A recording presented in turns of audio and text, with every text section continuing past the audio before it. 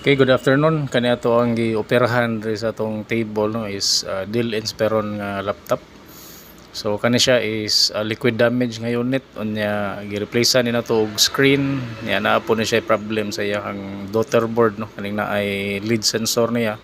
Naay corrosion, so every time mag turn on and off ta sa unit no na siya kuan na siya intermittent issue. So sometimes dili mo display ang screen, sometimes po dili mo gana ang keyboard. So ato ang na-sort out nga ang kato siya nga issue is caused by the corrosion nga naabot diha sa iyang daughterboard. So apart from replacing the screen, ato pong gi-fix na ang issue no. So gitanggal to natong corrosion, gi-replacean to nato ang lead sensor.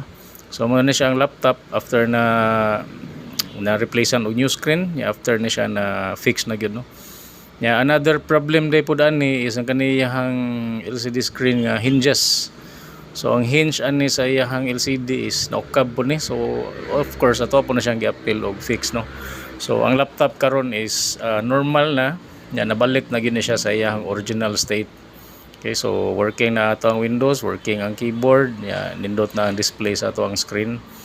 Kani di siya nga unit is dito ni gidala nila og lain nga shop. I just won't mention the name. Unya naglibog ang customer kay mahal man gud ilang pangayo nya daghan kuno og kanang issues. So nibisitan lang diri sila sa atoa nya luckily pod nasulbad na to ilang problema.